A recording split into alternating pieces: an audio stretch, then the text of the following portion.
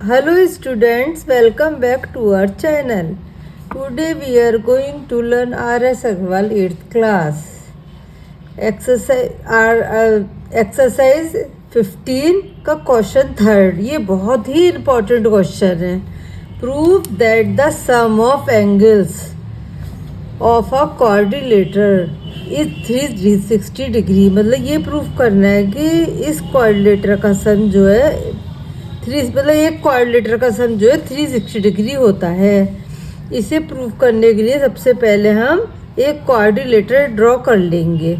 उसका नाम मैंने अपने मन से रख लिया, आप कुछ भी रख सकते हैं, ABCD.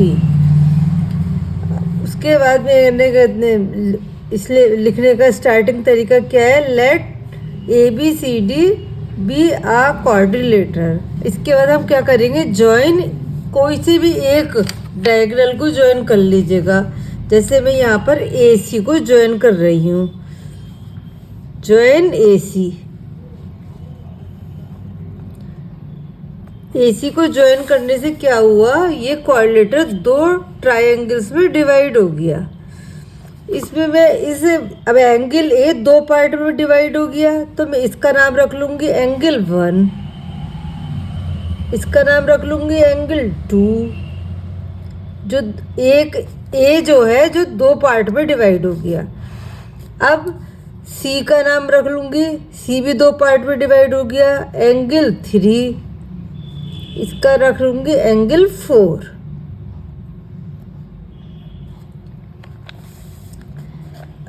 इसके बाद क्या करूँगी कि एक ट्रायंगल ले लूँगी, जैसे मैंने लिया ट्रायंगल ACB. फिर ले लूँगी मैं एक ट्रायंगल ADC. तो एक ट्रायंगल जो होता है उसका सम होता है 180 डिग्री. तो मैं इनके एंगल्स को मैं प्लस कर लूँगी, angle 2 plus angle 4 plus angle C बराबर 180 डिग्री. ऐसे ही मैं फिर अभी ऊपर वाला ट्रायंगल लूँगी ADC. इसमें angle 1 plus angle 3 plus angle D बराबर 180 डिग्री. ऐसे करके मैं दो इक्वेशंस बनाऊंगी. तो अब हम स्टार्ट करते हैं लिखकर. जॉइन AC, हमने AC को ज्वाइन कर लिया. फिर मैंने बताया कि एंगल A दो पार्ट में डिवाइड हुआ, उसका नाम मैंने 1 और 2 रख दिया, एंगल 1 और एंगल 2. फिर मैंने एंगल C को दो पार्ट में डिवाइड किया, उसका नाम रख दिया एंगल 3 और एंगल 4. इससे हमारे को क्लियर हो गया कि एंगल 1, ये वाला जो एंगल 1 प्लस एंगल 2, ये किसके बराबर हुआ, एंगल 1 A के. सॉरी, अगर इन दोनों को मैं प्लस करूंगी तो ये एंगल A के बराबर आ जाएगा. ऐसे ही दूसरे ट्रायंगल में भी करूंगी कि अगर मैं एंगल 3 और एंगल 4 को प्लस करती हूँ, एंगल 3 प्लस एंगल 4 को जब मैंने प्लस किया तो ये आ गया हमारा एंगल C. एंगल C के इक्वल में इक्वल आ गया. अब लिखेंगे हम, इस लिखने का तरीका क्या करेंगे, we no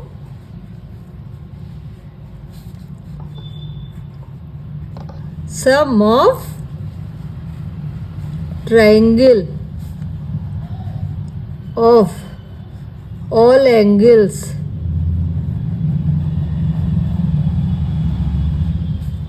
equal to 180 degree.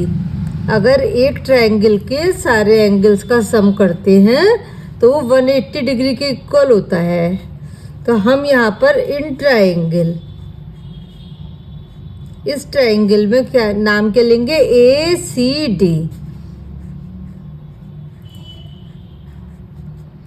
में एंगल सम प्रॉपर्टी लगा देंगे, angle A plus angle C plus angle A को हम एंगल A तो ले ही नहीं सकते, एंगल इसकी जगह हम एंगल 2 रखेंगे, क्योंकि एंगल A हमारा दो पार्ट में डिवाइड हो गया. एंगल 2 प्लस एंगल 4, सी भी दो पार्ट में डिवाइड हो गया, प्लस एंगल बी। ये पूरा है हमारा। अब लेंगे in triangle equation 1।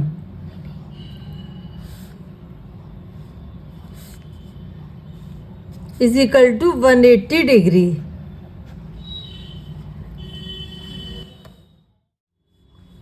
In triangle ADC, अब लेंगे ADC।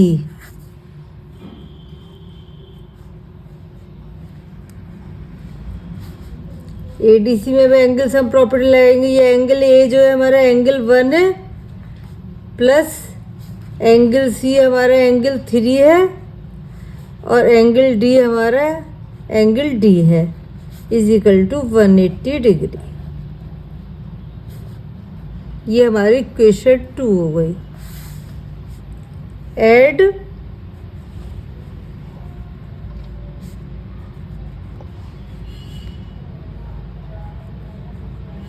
इक्वेशन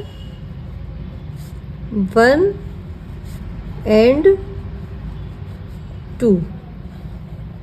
हमने 1 और 2 को ऐड किया। जब 1 को लिखा हमने तो ये आया angle 2 plus angle 4 plus angle B. अब फिर इसे लिखेंगे plus angle 1 plus angle 3 plus angle D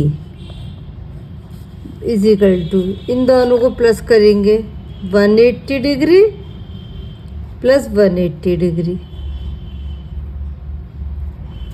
अब यहाँ पर हमारा 1 और 2,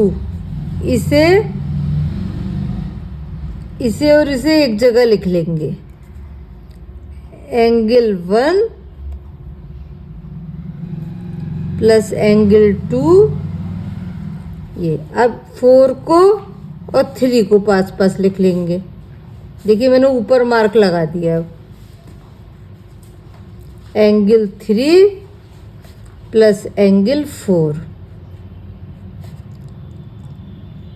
plus angle B plus angle D is equal to, ये तो आ गया 360 डिग्री।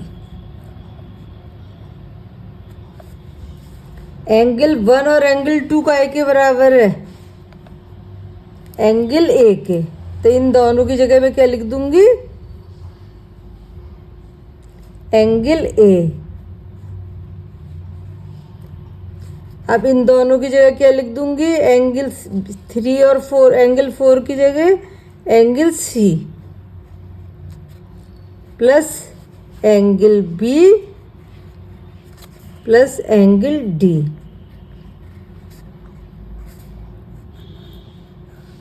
अब आपका आ गया कि ए एंगल, जब ये A angle A angle C angle B angle D 360 का है,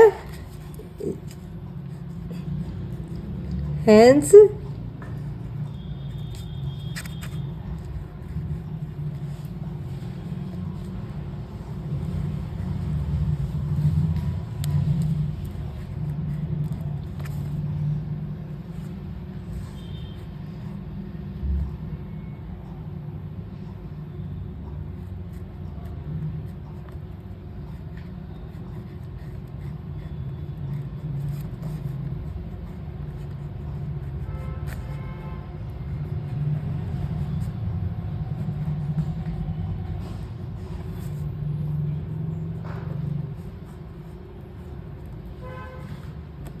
proved।